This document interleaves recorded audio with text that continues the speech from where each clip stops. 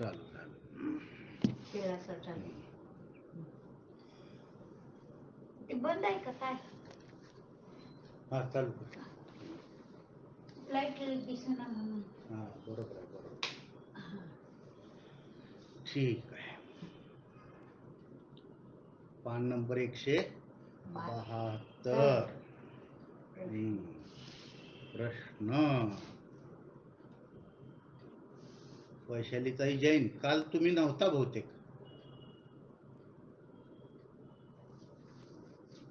वैशालीताई हा हा नव्हते मी. नव्हते काल. त्यांना बरं नव्हतं, दवाखान्यात घेऊन गेले होते. पुण्यात आलेत का? पुण्यात आहे मी. नाही, कुणाला बरं नव्हतं? नातीला. नातीला होय. मला वाटलं जीवनदर आला काय. नाही नाही, ते येतील आता 8 दिवसांनी. बर बर, ठीक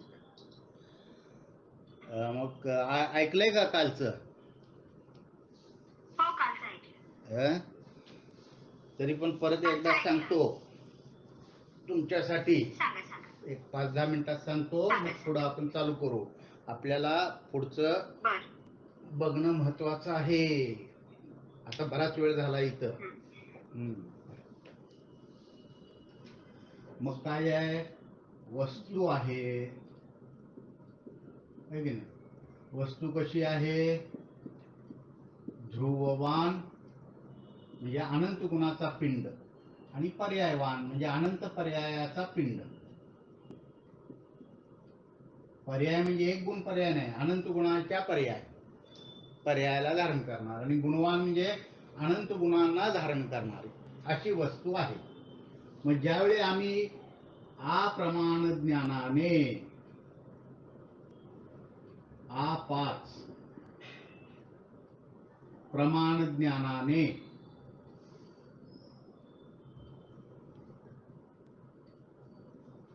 ज्यावेळी आम्ही ध्रुव स्वरूपाला जाणतो, त्यावेळी A5 असल्यामुळे काही, सर्व नाही, काही नित्य धर्मात्मक धर्मी जाणला जातो. बरोबर? मग काही झालं, नित्य झालं, धर्मात्मक धर्मी. मग धर्मी म्हणजे सामान्य, नित्य धर्म म्हणजे विस्तार विशेष.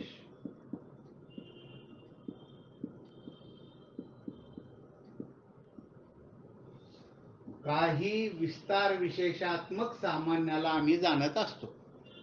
बरोबर? मग त्यावेळी आमचं पर्यायाचं ज्ञान कुठे गेलं, असा परवा दिवशी मी प्रश्न विचारला होता तुम्हाला सगळ्यांना. आणि तो प्रश्न विचारायचं कारणच काय, की ज्या काय आपल्या चुकीच्या कल्पना असतील तर त्यांना धक्के बसावेत आणि त्या चुकीच्या कल्पना पडाव्यात, आणि मग आपण परत नवीन ज्ञानाची रचना करू शकतो, आहे की नाही? मग त्यावेळी पर्यायाचं ज्ञान कुठे गेलं आपलं? दिसते काही त्या बोर्ड दिसतोय ना? फडेताई नाही दिसत. नाही दिसत नाही. अरे बापरे, मग आज तर मी दुसऱ्या मोबाईलवर लावलंय, म्हणजे तो ज्या मोबाईलवर रोज तुम्ही दिसत नाही म्हणता तो मोबाईल हे केलाय मी. जरा मला आज त्या मोबाईलला सुद्धा नेटवर्क मिळालं नाही, कदाचित नेटवर्कचा प्रॉब्लेम असावा माझ्या याला. तो. बघा की. ठीक आहे, बघा आता जेवढं दिसेल ते. बाकीच्यांना दिसतंय का हो? वैशालीताई तुम्हाला दिसतंय का? ब्रेक होतंय. बर. चंटकी वहिनी तुम्हाला?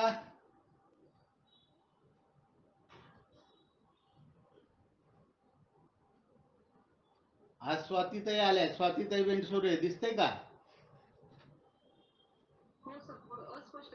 अस्पष्ट दिसतंय. बर, ठीक आहे. तर काही विस्तार विशेषात्मक सामान्याला आपण जाणतोय A5 ने. मग त्यावेळी आमचं पर्यायाचं ज्ञान कुठे गेलं, तर म्हणायचं लब्धीमध्ये गेलं. कुठे गेलं? लब्धी. काल होतात का स्वातीताई तुम्ही? बहुतेक होतात वाटतं. नाही सर, परवा दिवशी होते, काल नव्हते. काल नव्हता का? बर, ठीक आहे. तर लब्धीमध्ये म्हणजे काय, तर आपलं ज्ञान दोन प्रकाराने प्रवृत्त होत असतं.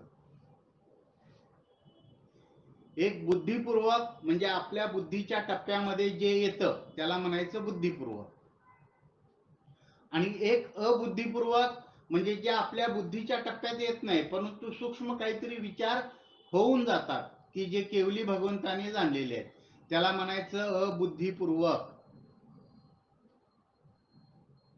काय शहाबाबी आहेत का आज?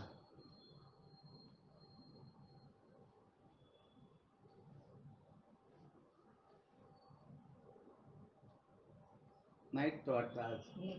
निकिताही दिसत नाही. ठीक आहे. तर बुद्धिपूर्वक आपल्या जे टप्प्यात येतं, आणि अबुद्धिपूर्वक म्हणजे सूक्ष्म विचार होऊन गेलेले असतात, की जे आपल्या बुद्धीच्या टप्प्यात येत नाही.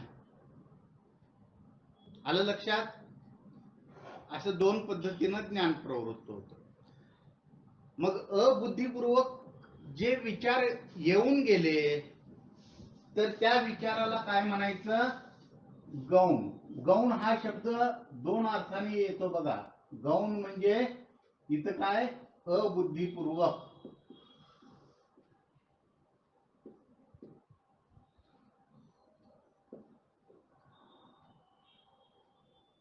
अबुद्धिपूर्वक विचार होऊन गेले बाबा, त्याला म्हणलं गौण, आम्हाला माहिती पडले नाहीत ते. आणि बुद्धिपूर्वक जे विचार आहेत ते दोन पद्धतीनं प्रवृत्त होतात, बुद्धिपूर्वक विचार देखील. मग दोन प्रवृत्तीनं कसे विचार प्रवृत्त होतात? तर एक तर उपयोग रूपाने जाणणे, म्हणजे वापर करणे. मग आता आपल्याला डोळे आहेत का नाही? काय स्वातीताई, आपल्याला डोळे आहेत, आणि तुमच्या समोर काय आहे?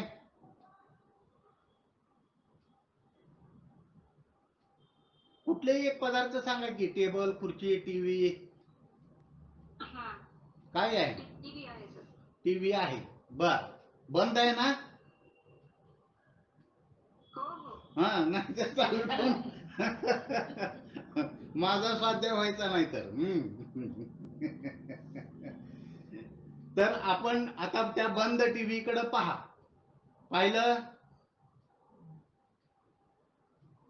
हो.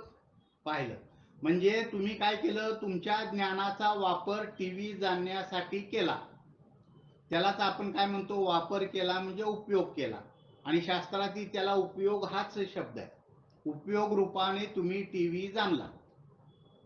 आलं लक्षात? हो. मग आता श्रुती कुठं आहे? पुण्याला. हा, पुण्याला आहे, म्हणजे तुमच्या डोळ्यासमोर नाही. मग श्रुतीबद्दलचं ज्ञान तुमचं नष्ट झालंय का? नाही. मग ज्यावेळी तुम्ही टीव्ही जाणत आहात, पाहत आहात, एखादी मालिका पाहताय, पिक्चर पाहताय, त्यावेळी तुमचं श्रुतीबद्दलचं ज्ञान कुठं आहे? विचारात तर नाही, वापरात तर नाही. आलं का लक्षात? हो सर. तर त्याला म्हणायचं लब्धी. म्हणजे तुम्हाला श्रुती माहित आहे परंतु आता तुम्ही जाणत नाही आहात, तर ते ज्ञान कुठे गेलं? लब्धीमध्ये गेलं. हा, तर सांगताना कसं सांगतात शास्त्रामध्ये, की समजा आपण डोळ्यांनी टीव्ही पाहत आहोत, नंतर काय केलं, मी डोळे बंद केले आणि हाताने, किंवा लाईट गेली, सगळा अंधार झाला, मग मी हाताने बघितलं, हा इथं आहे बाबा, कॉट आहे आणि कॉटच्या पलीकडून मला जायचं आहे, म्हणजे मी स्पर्शाने वस्तू जाणली. मग ज्यावेळी मी स्पर्शाने वस्तू जाणली त्यावेळी माझं डोळे काय झाले? नष्ट झाले का? नाही झाले. डोळ्यांनी जाणण्याची योग्यता नष्ट झाली का? नाही झाली. परंतु मी डोळ्याने जाणत नाही, मी हाताने जाणलं. बरोबर? बरोबर का स्वातीताई? हो सर. मग त्यावेळी माझं डोळ्याचं ज्ञान कुठे गेलो? डोळे वापरण्याची योग्यता आहे, तरी पण मी डोळ्याचा वापर करत नाही. म्हणजे डोळ्याचं ज्ञान माझं कुठे गेलं? लब्धीमध्ये गेलं. लब्धीमध्ये. हा, मग आता मी काय केलं की गुरुकडून समजावून घेतलं वस्तूचं स्वरूप कसं असतं. मग गुरुनी समजावून सांगितलं की बघ म्हणले, ही खुर्ची बघ, हे टीव्ही बघ, हे टेबल बघ. पाहिलं. मग म्हणले हे परिणाम बदलले की नाही तुझे? खुर्चीला जाणणं म्हणजे टीव्हीला जाणणं नाही, आहे की नाही? आणि तसं असेल तर मग काय करतो म्हणले, उद्या तू टीव्ही बघताना टीव्ही बंद ठेवतो आणि समोर खुर्ची ठेवतो, हो चालेल का? नाही चालत, आहे की नाही? म्हणजेच काय की खुर्चीला जाणण्याचा परिणाम वेगळा, टीव्हीला जाणण्याचा परिणाम वेगळा, टेबलाला जाणण्याचा परिणाम वेगळा.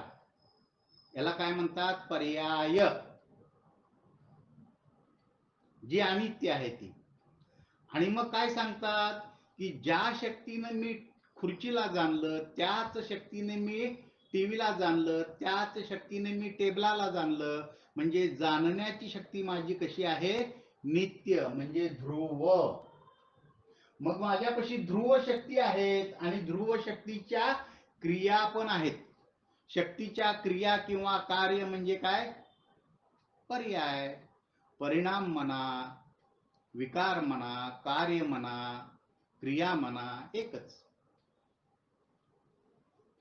म्हणजे वस्तूचं स्वरूप कसं आहे की शक्ती शाश्वत ठेवून शक्तीचे परिणाम बदलणे, असं वस्तूचं स्वरूप आहे.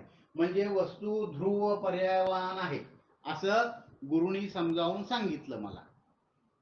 मग मला आता लक्षात आलं की वस्तू ध्रुव पर्यायवान आहे. इथपर्यंत म्हणायचं आगम भाषा. मग गुरु काय म्हणाले की ऊस काय म्हणले, वर सालपट आहे, कठीण साल आहे, आतमध्ये गर आहे, आणि तो गर असा पिळला, मग दातानी पिळा की मग यंत्राने पिळा की त्यातून काय होतं म्हणले, रस गळतो आणि तो रस ग्रहण करण्यायोग्य आहे आणि गर टाकून देण्यायोग्य आहे. मग मी काय केलं, मग ते वरचं कठीण साल काढलं, तो गर काढला, तो पिळला आणि त्यातून येणारा रस घेतला आणि प्राशन केला. तर याला काय म्हणायचं? अध्यात्म भाषा. अगदी रोज व्यवहारात वापरतो आपण. म्हणजे जे आपलं प्रयोजनभूत आहे, ज्याच्याने आपल्याला आनंद मिळतो, ती झाली अध्यात्म भाषा. पण तो आनंद मिळण्यासाठी आपल्याला माहिती पाहिजे की नाही? ऊस म्हणजे काय, त्याचं वरचं सालपट काय, आतला गर काय, त्या घराच्या आत असणारा रस काय, कळावं लागेल की नाही? मग ती माहिती असणं म्हणजे आगम भाषा. मग तसं ध्रुववान जीव आहे, पर्यायवान जीव आहे, ही माहिती गुरुनी मला दिली, मला समजली, आगम भाषा झाली. मग आता गुरु काय म्हणले, तू हे सगळं भोगतोस का नाही, तुला भोगण्यासाठी अजून एक विषय देतो म्हणले. जसा तू टीव्ही भोगतोस तसं डोळे मीट आणि हा मी ध्रुव आहे असं जाण स्वतःला, भोग म्हणले. मग मी ध्रुववान आहे असं स्वतःला जाणलं आणि भोगलं. मग मी ध्रुववान आहे असं स्वतःला जाणत असताना ते पर्यायाबद्दलचं ज्ञान माझं कुठे गेलं? काय स्वातीताई? लब्धीमध्ये. हा, लब्धीमध्ये गेलं. आलं लक्षात? त्याला म्हणायचं लब्धी. म्हणजे एक आपल्याला क्लिअर झालं. आणि दुसरं, त्या ध्रुव स्वरूपाला जाणत असताना काही सूक्ष्म विचार माझ्या विचार तरंग मनात उठूनही गेले, परंतु ते माझ्या बुद्धीच्या पकडीत आले नाहीत. म्हणजे गौण रूपाने मी बाकीचे काही विचार केले असतील तर त्याला काय म्हणलं? अबुद्धिपूर्वक विचार. बरोबर?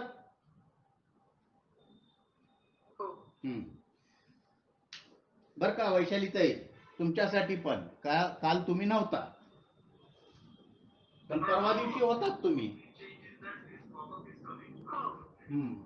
मग आता पुढं काय झालं? की मी आपाच ज्ञानाने, हे आपाच ज्ञान म्हणजे स्वसंवेदन प्रत्यक्ष ज्ञान म्हणजे ध्यान.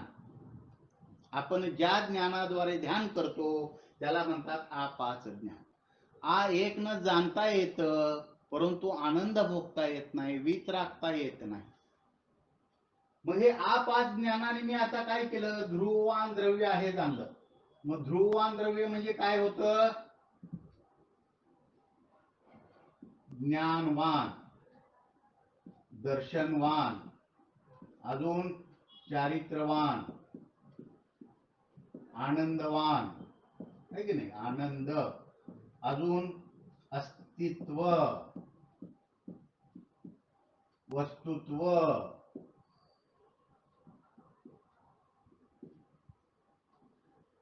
इत्यादी. बरोबर. मग त्यापैकी काही धर्मच माझ्या पकडीमध्ये येतात, सगळे धर्म येत नाही. कारण माझ्यापाशी काय अनंत ज्ञान नाही, अल्प ज्ञान आहे. मग जेवढं ज्ञान आहे तेवढे धर्म माझ्या पकडीमध्ये आले. मग मी काय म्हणलं, काही नित्य धर्मात्मक धर्मी जाणला.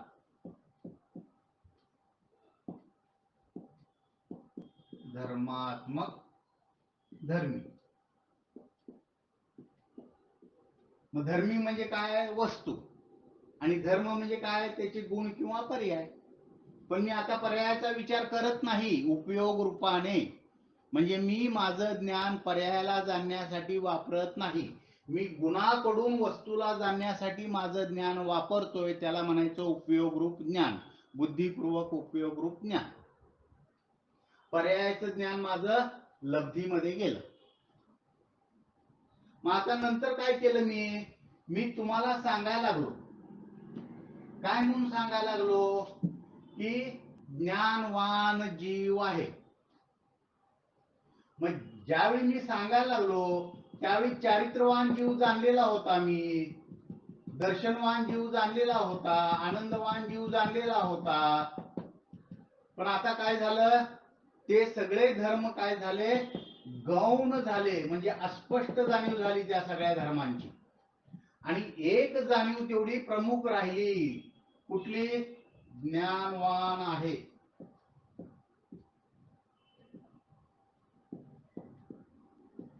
ही जाणीव प्रमुख राहिली आणि बाकीच्या धर्माची जाणीव काय झाली, गौण झाली म्हणलं त्याला, अस्पष्ट. मग गौण ह्याचा तिसरा अर्थ काय झाला, अस्पष्ट. गौण म्हणजे काय, अत्यंत अस्पष्ट. आलं लक्षात, आलं का स्वातीताई लक्षात? हो सर. हा. मग ज्ञानवान आहे ही जाणीव मुख्य आहे, आणि दर्शनवान, आनंदवान आहे हे धर्म काय झाले, माझ्या त्या ज्ञान पर्यायातून अस्पष्ट झाले. कारण ज्ञान पर्याय विकल झाली, डीम झाली. त्याला म्हणतात विकल रूपाने जाणलं मी.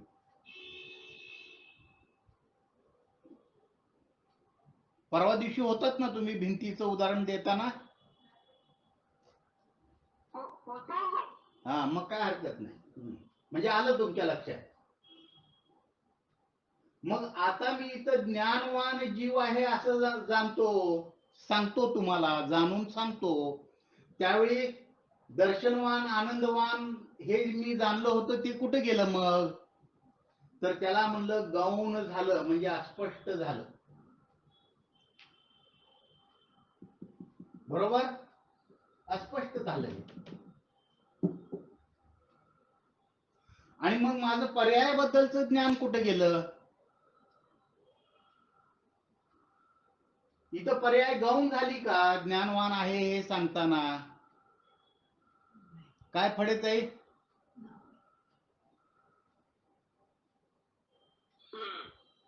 काय गौण झाली का, पर्याय गौणच झाली की. कसं गौण होईल,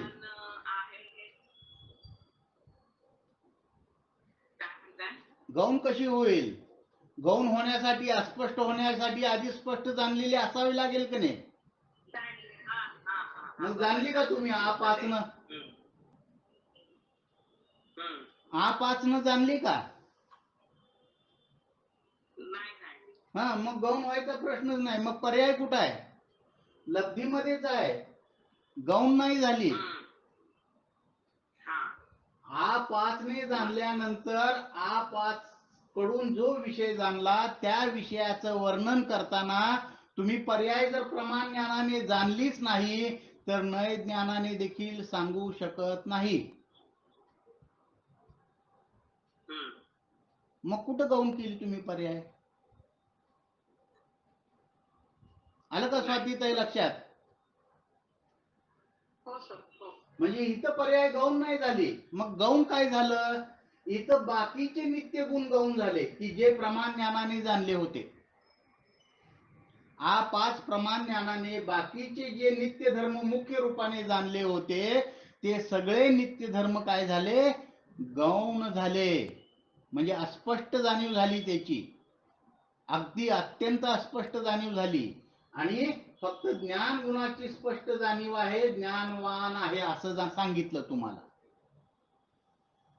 मग प्रमाण ज्ञानामध्ये ज्ञानवान आहे ही जाणीव स्पष्ट होती का नव्हती? प्रमाण ज्ञानात होतीच. पण प्रमाण ज्ञानात ह्या ज्ञानवान सोबत दर्शनवान, चारित्रवान, आनंदवान ह्या जाणीवा देखील स्पष्ट होत्या. काय वैशालीताई?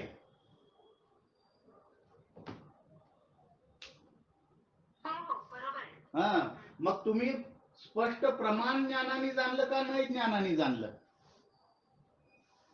प्रमाण ज्ञानाने स्पष्ट झालं. हा, कारण तुमच्या प्रमाण ज्ञानात जास्त ताकद आहे म्हणून तर जास्त धर्म जाणीवेत आले.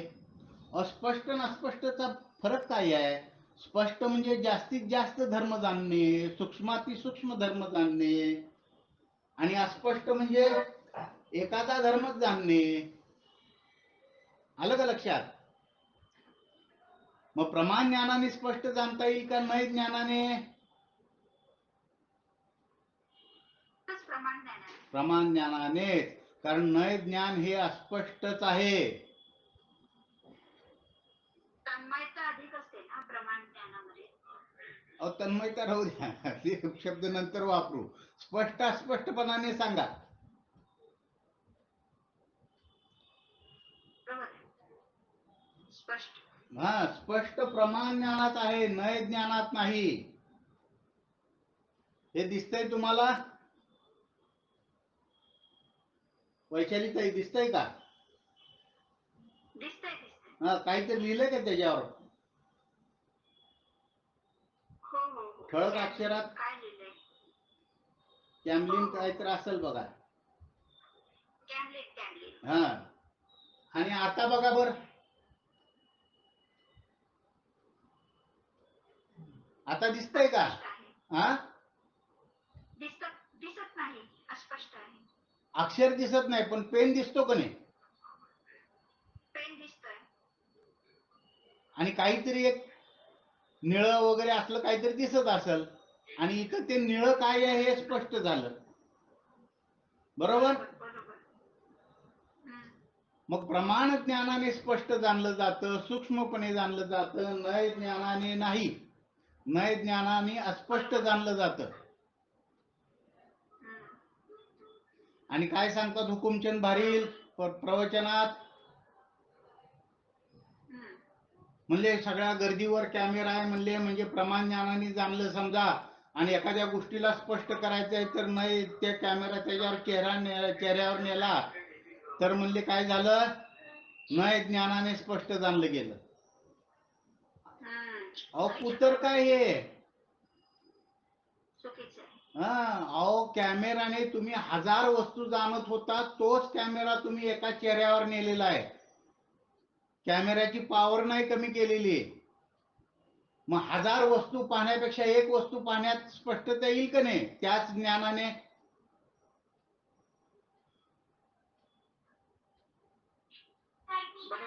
मग प्रमाण ज्ञानाने तुम्ही 1000 वस्तू पाहत होतात आणि मग काय म्हणता?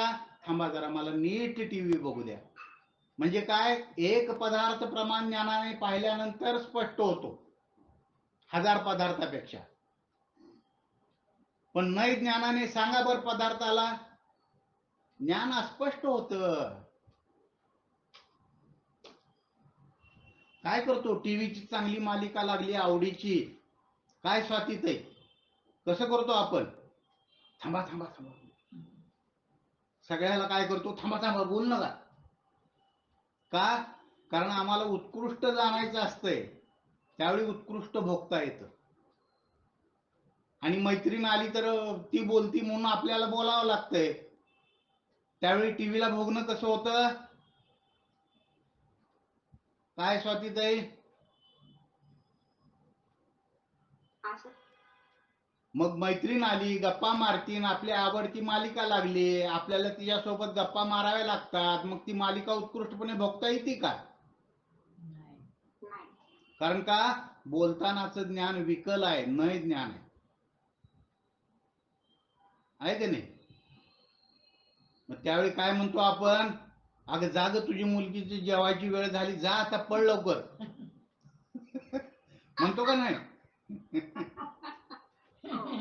हा, नाही, तुम्ही जरा थोडस असाल सज्जन म्हणून तुम्ही तसं म्हणत नसाल, पण मी तर म्हणतो बाबा. मला उत्कृष्ट भोगायचा आहे, तर जो भोग्य पदार्थ आहे तोच उत्कृष्टपणे जाणला पाहिजे, बाकीचे जाणून करायचं काय? तस जर भोग्य विषय निज ध्रुव शुद्धात्मा आहे, तर बाकीचे जाणून करायचं काय? निज ध्रुव शुद्धात्म्याला जाणावं लागेल. आणि तेही कसं जाणावं लागेल? प्रमाण ज्ञानाद्वारे जाणावं लागेल, माझ्या उत्कृष्ट ज्ञानाद्वारे जाणावं लागेल, अनेक धर्मात्मक धर्मीला जाणावं लागेल. आणि मग तुम्हाला सांगताना काय होतं? एक धर्म प्रमुख होतो. मग मी त्यावेळी निज ध्रुव शुद्धात्म्याला जाणूनच तुम्हाला सांगतोय ना. मग त्यावेळी एक धर्म प्रमुख आहे आणि बाकीचे मी प्रमाण ज्ञानाने जाणलेले धर्म काय झाले? गौण झाले बाबांनो, त्याला म्हणतात गौण. आणि त्याला म्हणतात नय ज्ञान. एक धर्म प्रमुख, एक धर्म प्राधान्य भावेन सकल वस्तूना प्रतिपादकत्वात, एक धर्म प्रधान भावाने सकल वस्तूच, सकल वस्तू म्हणजे धर्मी, धर्मी कसा असतो? सकल, सर्व धर्मात्मक धर्मी असतो. मग एका धर्माला प्रमुख करून धर्मीला सांगितलं. सांगितलं म्हणजे जाणल्याशिवाय सांगितलं नाही, त्यावेळी जाणत असतो आपण बोलताना.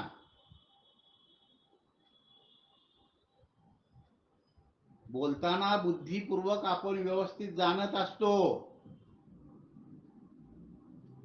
नाहीतर त्या दारुड्याचं वचन सत्य मानावं लागेल.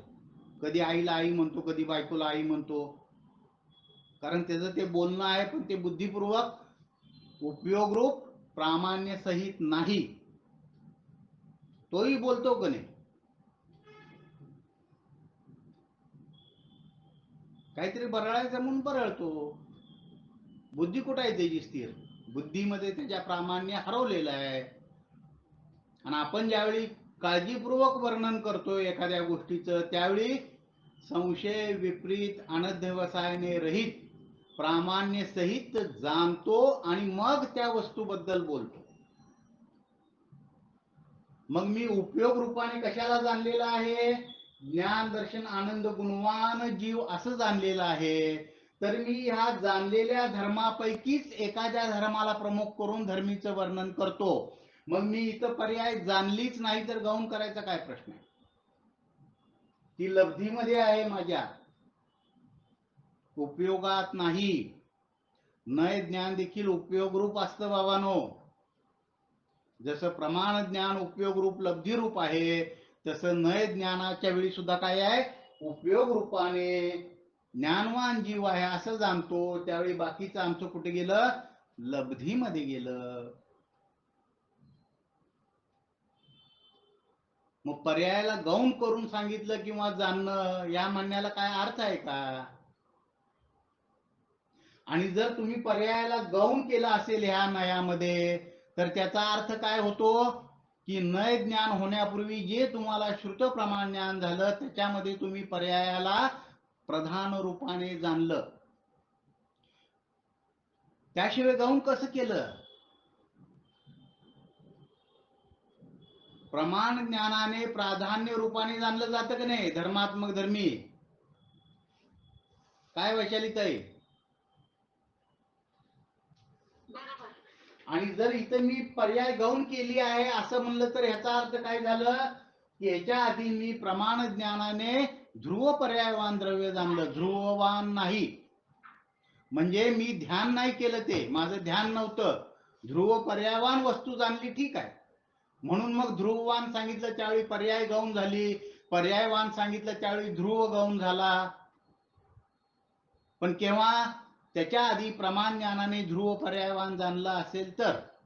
पण इथं मी आपासनी काय जाणतोय? ध्रुववान जाणतोय, ध्रुव पर्यायवान नाही. त्यामुळे इथं पर्यायाचं कथन गौण होऊन येईल का? नाहीच.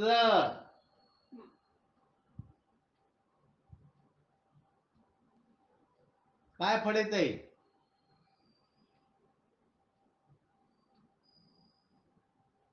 आलं का लक्षात? फडेत हे झाले काय? डिस्कनेक्ट झाले काय?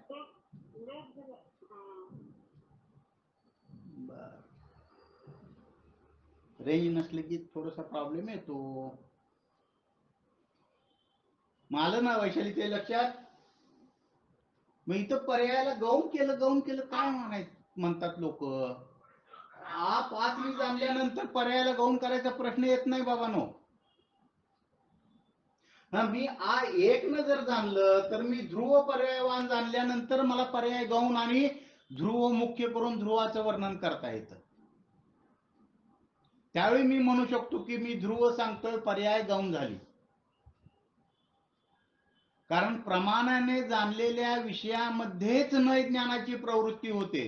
मग तुम्ही प्रमाणाने जर जाणलीच नाही पर्याय पाच मध्ये तर गौण व्हायचा प्रश्न आहे का? काय चंडके वहिनी?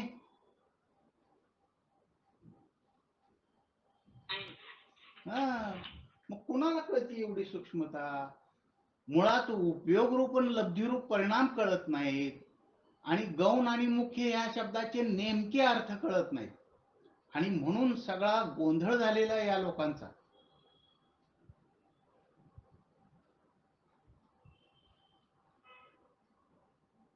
आलं का लक्षात?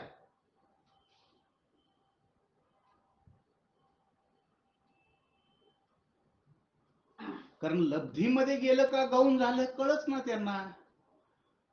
गौण रूपाने जाणली म्हणतात पर्याय,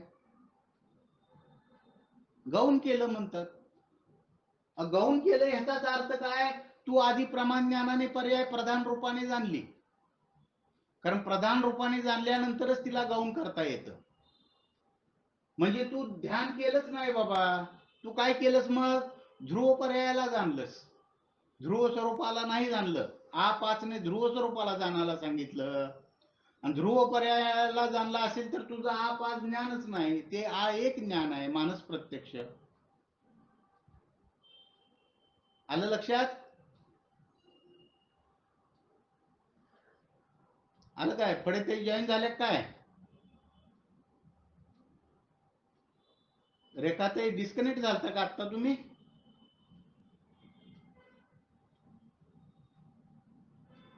बंद झालं होतं सर. हा, रेंजचा प्रॉब्लेम आहे वाटतं तिकडं. ठीक आहे. मग फडे ते डिस्कनेक्ट झाले वाटतं. पण आलं आता लक्षात नेमकं सगळ्यांच्या? मग अबुद्धिपूर्वक, जे अबुद्धिपूर्वक ज्ञान आहे त्याला देखील गौण म्हणलं जाईल. आणि नय ज्ञानामध्ये जे प्रमाण ज्ञानाने जाणलेले विषय होते, धर्म होते, ते एक धर्म प्रमुख राहिला आणि ते प्रमाण ज्ञानाने जाणलेले बाकीचे धर्म गौण झाले असं म्हणता येतं.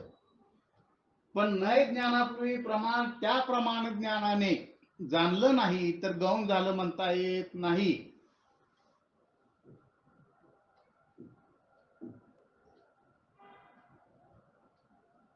आलं का लक्षात? मग आता बघा अजून गंमतशीर काय करतात. मग म्हणले ती एकांत होईल की म्हणले.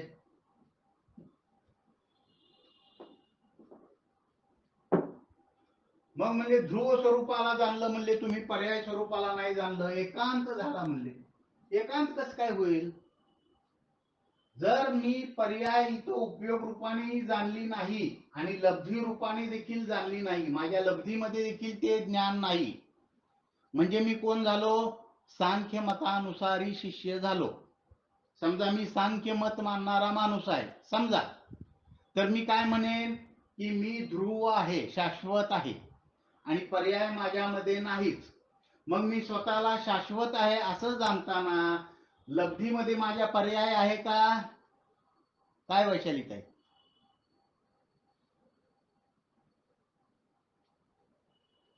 वैशालीताई जैन, हा हा हा. काय प्रश्न? मी सांख्य आहे आणि मी काय करतोय, मी वस्तूला ध्रुव मानतोय, फक्त पर्याय आहे असं मानतच नाही. आणि मी वस्तू आणि मी वस्तूला जर ध्रुव स्वरूप आहे असं जमलं, असं म्हणलं, तर पर्यायाबद्दलच माझ्यापाशी ज्ञान आहे का? नाही. माझ्या लब्धीमध्ये नसणारच, कारण मी सांख्य आहे, मी पर्यायाला जाणलंच नाही आणि मानलंच नाही. म्हणजे माझ्या लब्धीमध्ये पण पर्यायाचं ज्ञान नाही, उपयोगातही पर्यायाचं ज्ञान नाही. म्हणजेच काय, मी वस्तूला एकांत रूपाने जाणलं आणि मानलं, तर याला म्हणतात कूटस्थ नित्य.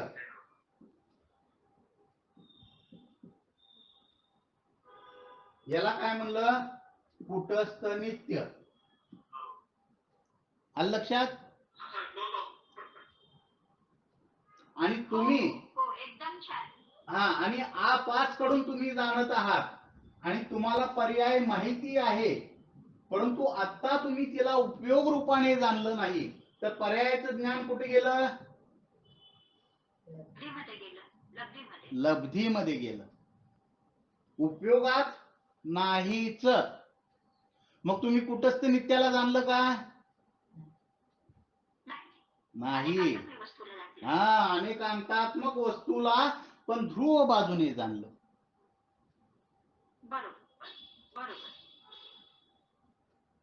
मग हे काय म्हणतात तुम्ही कुटस्थ नित्याचं ध्यान केलं म्हणून? स्वतःला ध्रुव स्वरूप आहे तर ध्रुव स्वरूप जाणणं म्हणजे काय? कुटस्थ नित्याला जाणणं आहे का?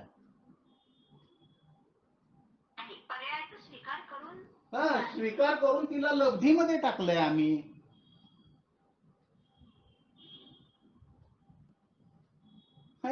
काय म्हणजे जैन असून जर असं म्हणत असतील तर मग नित्याला नित्य नाही म्हणायचं, तर काय ह्याला अनित्य म्हणायचं काय? का ध्रुवामध्ये अनित्य घुसडायचं? काय करायचं? कुठं स्पष्टता आहे वस्तूची कोणाला?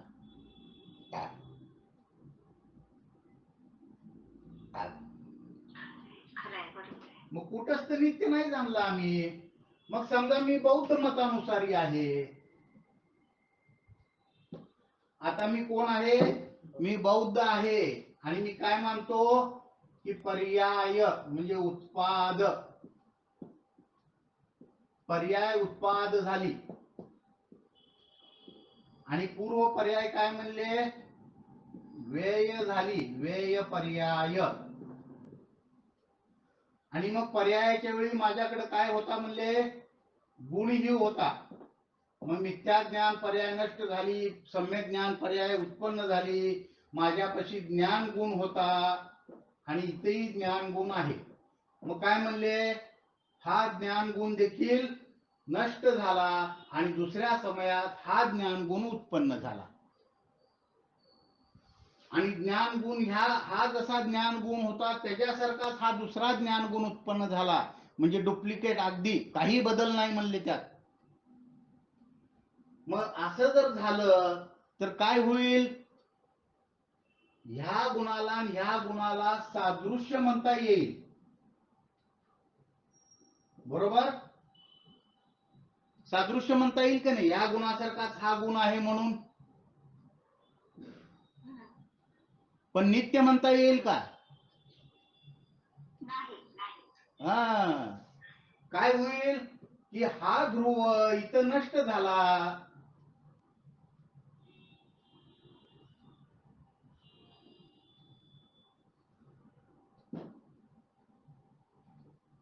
काय म्हणले? हा ध्रुव इथं नष्ट झाला आणि इथं ध्रुव उत्पन्न झाला. म्हणजे ध्रुवाचा व्यय आणि उत्पाद झाला. अहो व्यय झाला आणि इथं जर उत्पाद झाला तर ह्या दोघाला सादृश्य म्हणता येईल, एकत्व म्हणता येणार नाही. आणि आपल्याला एकत्व विभक्त आत्म्याला जाणायला सांगितलंय, सादृश्य आत्म्याला नाही. क्या बात है. अहो ध्रुवाची व्याख्या, नित्याची व्याख्या काय दिली? स्वरूपाचा अत्याग. यानं तर काय केलं, ध्रुव स्वरूपाचा त्याग केला ना, संपलं ना. व्यय झाला म्हणजे त्याग केला आणि इथून दुसरा ध्रुव उत्पन्न झाला. ध्रुव उत्पन्न व्यय झाला म्हणायचंच कसं? म्हणजे ती जीभ अडखळत कशी नाही ध्रुवाला उत्पाद व्यय म्हणताना? अहो ध्रुव म्हणजेच नित्य. तो नष्ट होतो, तो त्याला नित्य नाही म्हणू शकत. त्याला नाही नित्य म्हणू शकत. माझी आई वांज आहे कसं म्हणणार? जीभ चालेलच कशी? अहो मी जर तिचा मुलगा आहे आणि ती माझी आई आहे तर तिला वांज कसं म्हणणार? मी स्वतःला ध्रुव म्हणतोय तर ध्रुव नाश कसा होणार आणि उत्पन्न कसा होणार?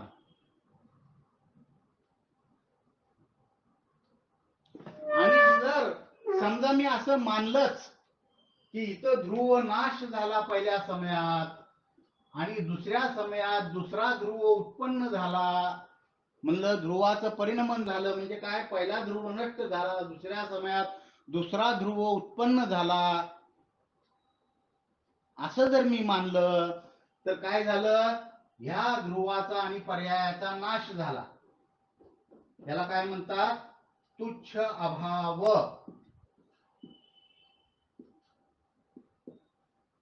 वाचले का नाही तुम्ही न्यायशास्त्रात शब्द? मग तुच्छ अभाव ह्याला म्हणतात की वस्तू पूर्णच नष्ट झाली आणि पूर्णच उत्पन्न झाली. मग हा झाला तुच्छ अभाव म्हणजे बौद्ध मत. आणि वस्तू पूर्णच उत्पन्न झाली तर ह्याला काय म्हणतात, अकस्मात उत्पाद. गुणी उत्पन्न झाले आणि पर्यायी उत्पन्न झाली तर काय म्हणले, अकस्मात उत्पाद. मग अकस्मात उत्पाद किंवा तुच्छ अभाव आपण मानलाय का बाबांनो? तुच्छ अभाव म्हणा किंवा तुच्छ व्यय म्हणा. तुच्छ व्यय कुणी मानलाय? बौद्धांनी मानलाय. आणि अकस्मात उत्पाद सुद्धा त्यांनी मानलाय. प्रत्येक समयाला वेगवेगळे ते परमाणु कण उत्पन्न झाले म्हणतात, पूर्व कण सगळेच नष्ट झाले. वाचलंय की नाही न्यायशास्त्रात दोन्ही शब्द?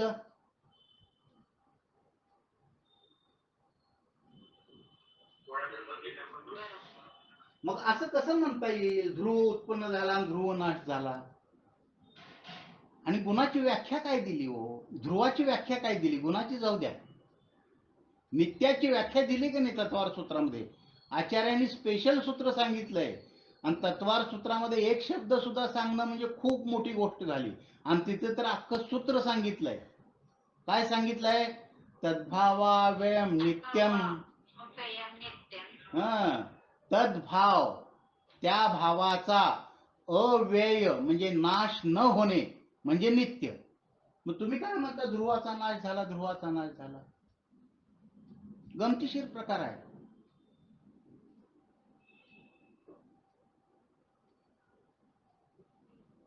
सगळं तत्वज्ञान उलट पालट झालं. जैन तत्वज्ञान आलं का लक्षात? तर ध्रुव ना उत्पन्न होतो ना नष्ट होतो, ध्रुव ध्रुवच राहतो. आणि काय होतं, पर्याय एक व्यय होते आणि दुसरी पर्याय उत्पन्न होते. आणि उत्पन्न आणि व्ययाचा समय देखील एक आहे. म्हणजे इथं एक पर्याय आहे तर इथं दुसरी पर्याय आहे, म्हणजे दुसऱ्या पर्यायाचा उत्पाद आहे. आणि पहिल्या पर्यायाचा या समयात जी पर्याय होती तिचा इथं काय झाला, व्यय झाला. आणि ध्रुव मात्र काय आहे, जो ह्या समयात होता तोच ह्या समयात आहे. ध्रुवाचं एकत्व आहे बाबांनो, सादृश्य नाही. म्हणून एकत्व विभक्त निज ध्रुव आत्म्याला जाणारा सांगितलंय. 5व्या गाथेत काय सांगितलं समयसाराच्या? त्या एकत्व विभक्त आत्म्याला दाखवतो म्हणले कुंदकुंदाचार्य. म्हणले का नाही 5व्या गाथेत तसं? हा, तिथं प्रतिज्ञा केली आचार्यांनी, कुंदकुंदाचार्यांनी, की त्या एकत्व विभक्त आत्म्याला दाखवतो आणि दाखवीन तर तू काय कर, स्वानुभव प्रत्यक्षाने प्रमाण कर, दोष ग्रहण करण्यात पटायत असू नको म्हणतात. बाबा क्षप ज्ञान आहे, बोलताना काही चुकला असेल, लिहिताना काही चुकला असेल तर ठीक आहे, सुधारून घे, तुला जर कळलं तर, दोष ग्रहण करू नको. परंतु मी सांगतो काय महत्वाचं म्हणले, एकत्व विभक्त.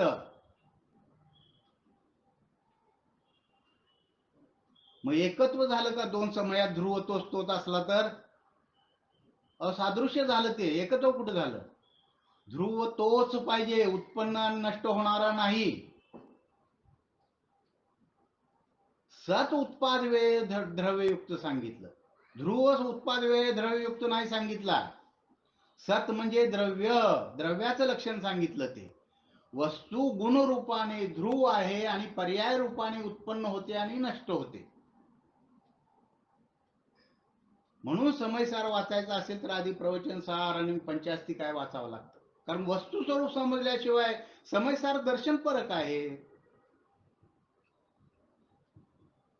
त्या एकत्व विभक्त आत्म्याला दाखवतो म्हणतायत कुंदकुंदाचार्य.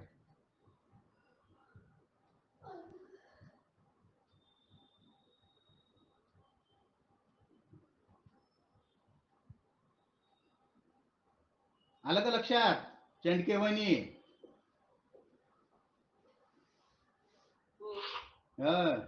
त्या काय अध्यात्मयोगी ग्रुपवर आहात का तुम्ही? नसेल तर जॉईन व्हा. कारण का माझी तुम्हाला विनंती का आहे की मला कुणाच्या कुठल्याही ग्रुपचं देणं घेणं नाही, परंतु त्या ग्रुपवर, अध्यात्मयोगी ग्रुपवर, ते आमचे मित्र जे आहेत जीवनधर सिंगतकर, म्हणजे ते वैशालीताईचे पती पण आहेत, पण त्याच्यापूर्वी तो आमचा मित्र आहे. तर आम्ही मिळून गेलो होतो सोलापूरला ध्यान शिबिराला महाराज असताना, आणि आता तो काय करतोय, त्या ग्रुपवर त्यानं ती लिंकही टाकली आहे आणि ते सगळे महाराजांचे प्रवचन टाकतोय. कमीत कमी महाराजांना बघितलं नाही तर कमीत कमी ऐका काय सांगतायत ते महाराज. काय फडेताई का परत डिस्कनेक्ट झाले काय फडेताई? ठीक आहे, जे काय असेल ते. म्हणजे महाराजांना बघायचं भाग्य नाही मिळालं, समजा तुम्हाला प्रत्यक्ष ऐकायचं भाग्य नाही मिळालं, तर कमीत कमी आता परोक्ष रूपाने का होईना पण ऐका बाबांनो ते काय म्हणतात ते महाराज. वरडून सांगतायत निज ध्रुव शुद्धात्म्याला जाणा म्हणून. सगळं स्पष्टीकरण आलेलं आहे त्या प्रवचनात त्यांच्या. नय ज्ञानाचा विषय कसा वेगळा आहे, आपातचा विषय कसा वेगळा आहे. धर्मीला जाणलं या अपेक्षेने दोघालाही म्हणलं की कारण परमात्म्याला सांगितलं आणि कारण परमात्म्याला जाणलं, तरी पण कारण परमात्म्याला सांगत असताना एक धर्म प्रमुख राहिला, बाकीचे धर्म गौण झाले. आणि कुठले बाकीचे धर्म गौण झाले तर आपाच प्रमाणाने जाणलेले बाकीचे धर्म गौण झाले आणि एक धर्म प्रमुख राहिला. म्हणून कथनचित प्रमाण ज्ञानाचा विषय वेगळा आणि नय ज्ञानाचा विषय वेगळा. बाबांनो, नय ज्ञानाचा विषय एक धर्मात्मक धर्मी आहे, ब मधला क मधला ग, आणि आ पाच मधला जो ग आहे तो अनेक धर्मात्मक धर्मी आहे. आ पाच मध्ये ग आहे का नाही वैशालीताई?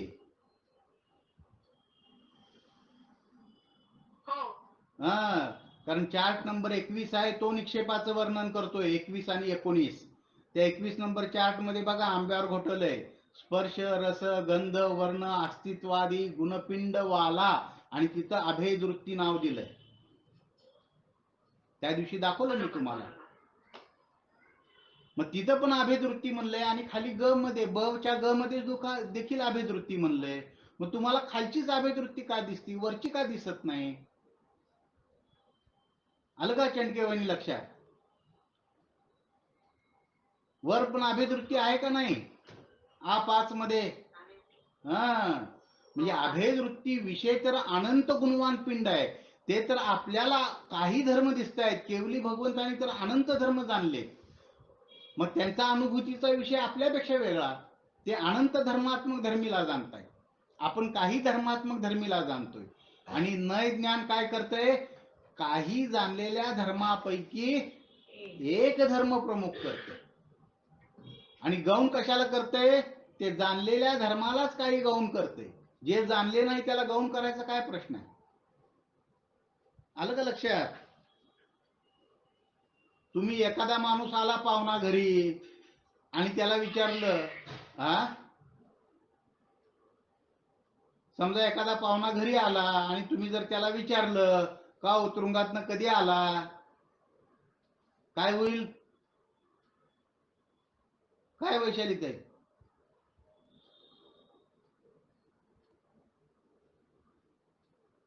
वैशाली ताई तुम्हाला विचारतोय मी, काय होईल? उपयोग नव्हता तिकडे. काय विचारला प्रश्न? बर बर, ठीक आहे, काय हरकत नाही. ठीक आहे, काय हरकत नाही.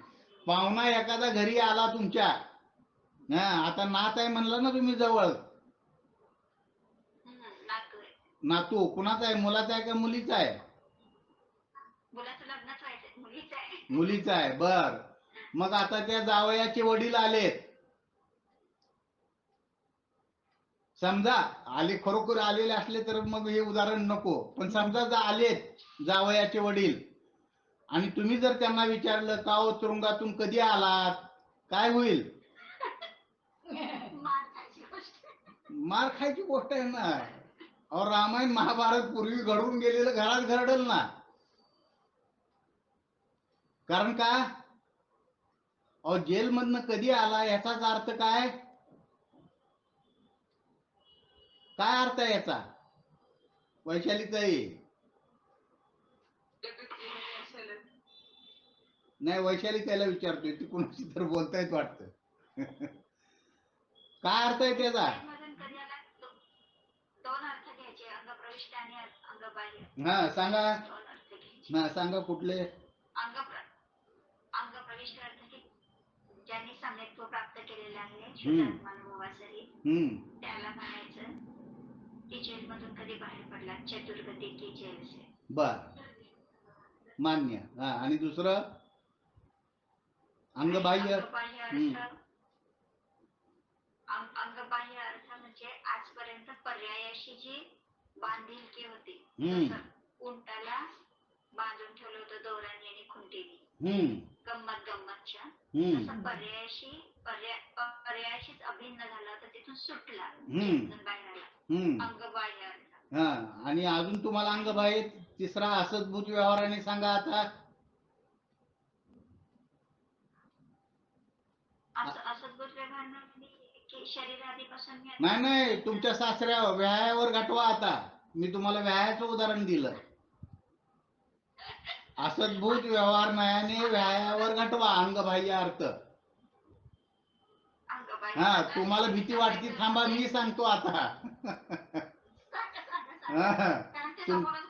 हा, तुमचे व्याही आले आणि तुम्ही जर विचारलं की तुरुंगातून कधी सुटले, तर ह्याचा असद्भूत व्यवहार नयाने अंगबाह्य अर्थ काय आहे की आधी तुम्ही तुरुंगात होते, कधी सुटले.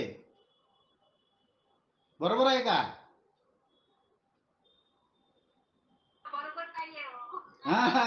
नाही, प्रत्यक्षात बरोबर नाही हो, मी एक उदाहरण म्हणून सांगितलं तुम्हाला, तुमच्यावर घटू नका. हा, आता माझी पत्नी इथं समोर नाही, माझे सासरे पण नाहीत, माझ्यावर घटवा. हा, चला. काय होईल? असद्भूत व्यवहार नयाने तुम्ही तुरुंगातून कधी आलात म्हणजे तुम्ही तुरुंगात होतात असा अर्थ होत नाही का? बरोबर. काय स्वातीताई? स्वातीताई बेंडसुरे, बरोबर आहे का? हो सर. हा, मग ज्यावेळी मी पर्याय गौण केली म्हणतो त्या अर्थी काय, ती प्रधान रूपाने मी आधी जाणत होतो प्रमाण ज्ञानामध्ये. काय वैशालीच आहे? करेक्ट. कारण प्रमाण ज्ञानाने जाणलेल्या विषयाचंच गौण मुख्य रूपाने कथन नय ज्ञानात होतं. कारण श्रुत प्रमाणापासून नय ज्ञानाची उत्पत्ती सांगितली. श्रुत प्रमाण ज्ञानाला नयाची योनी म्हणलं. बरोबर. मग नयाची उत्पत्ती श्रुत प्रमाण ज्ञानाने आहे.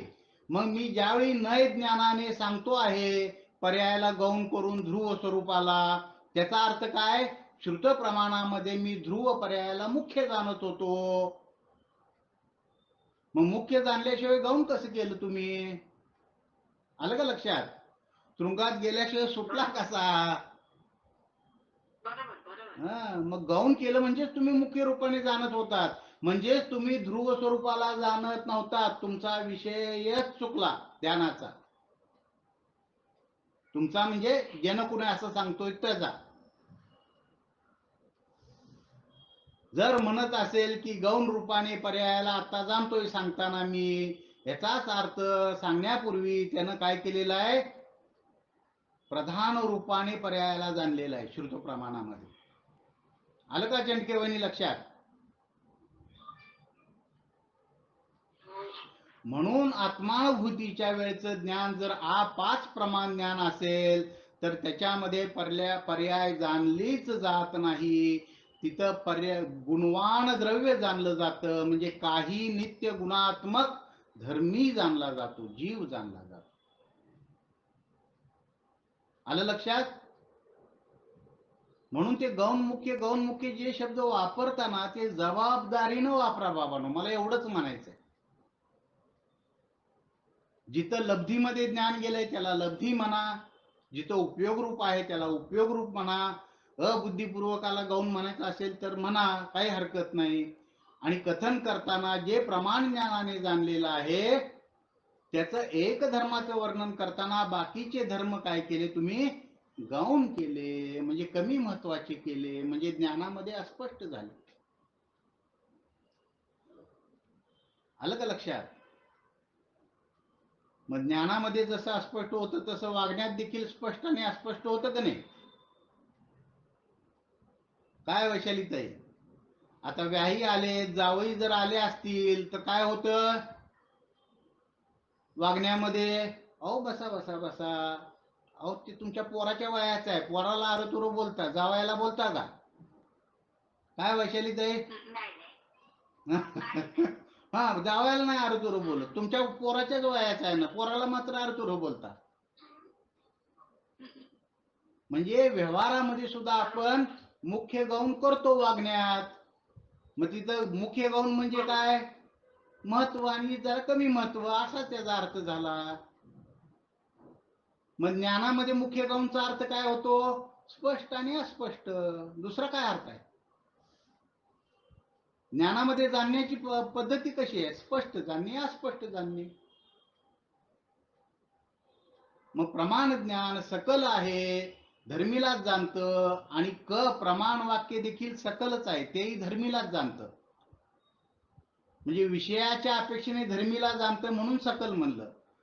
पण स्वरूपाच्या अपेक्षेने विकल ज्ञान म्हणजे नय ज्ञान, एका धर्माला प्रमुख करून जाणणार.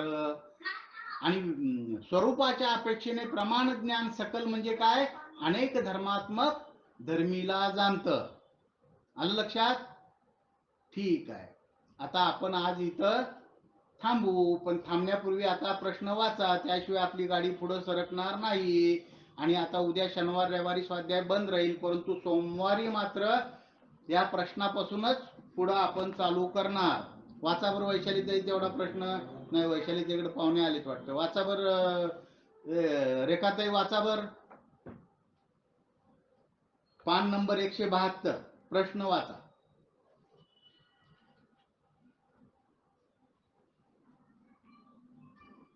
आवाज येतो ना? रेखाताई आहेत ना?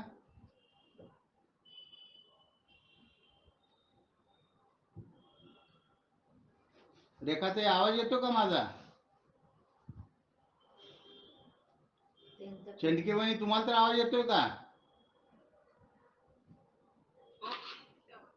हा वाचा बरं एवढा एक प्रश्न, पान नंबर 172. प्रश्न का हम्म. देवसेनाचार्याने का? पान नंबर 172 पहिलंच बघा, 5वी-6वी ओळवरून. हा 172 आवाज यायला लागले का? हो येतोय येतोय. वाचा. आवाज यायला लागले का नाही? येतोय आवाज येतोय. येतोय, तुम्ही वाचा. तुमचं इथं इको येईल म्हणून मी माझा माईक बंद ठेवतोय, तुम्ही प्रश्न वाचा. 172 पान नंबर, सभी ज्ञानोपयोग. प्रश्न, सभी ज्ञानोपयोग सविकल्प ही होती है, ऐसा पहले कहा गया है, लेकिन निज ध्रुव शुद्धात्मा के प्रत्यक्ष सम्यक ज्ञान को, शुद्धात्मानुभूति को निर्विकल्प कहते हैं। उसी प्रकार देवसेनाचार्य स्वयं आगे निर्विकल्पम मनोरहितम केवल ज्ञानम, इस प्रकार केवल ज्ञानोपयोग को निर्विकल्प कहते हैं। हा ठीक आहे, आता बंद करा तुमचा माईक. इथं प्रश्न आता शिष्य काय विचारतोय की सगळे ज्ञानोपयोग सविकल्प आहेत, हे आता तुम्ही आधी सांगितलेलं आहे. आता प्रमाण ज्ञानाचं वर्णन करताना आहे की नाही, परंतु आम्ही तर बऱ्याच लोकांकडून काय ऐकलंय की शुद्धात्मानुभूती ही निर्विकल्प असते असं ऐकलेलं आहे. म्हणजे पहिला प्रश्न त्याचा तसा. आणि दुसरा प्रश्न काय आहे त्यात उपप्रश्न, की देवसेनाचार्यांनी केवल ज्ञानाला निर्विकल्प म्हणलेलं आहे. निर्विकल्प मनोरहितम केवलम असं म्हणलेलं आहे. मग जर केवल ज्ञान हे उपयोग रूप आहे आणि ते जर निर्विकल्प आहे, तर बाकीचेही उपयोग रूप ज्ञान निर्विकल्प असायला काय हरकत आहे? तुम्ही सगळ्याच ज्ञानाला, मती ज्ञानापासून केवळ ज्ञानापर्यंत सगळ्याच ज्ञानाला काय म्हणत आहात? सविकल्प म्हणत आहात. मग कसा मेळ घालायचा आम्ही, असा त्याचा प्रश्न आहे. तर ते आपण सोमवारी बघू. ठीक आहे. म्हणा बरं चंदकेबाईंनी पद म्हणा एखादं. निकिता बेटा आत्ता आलीस काय?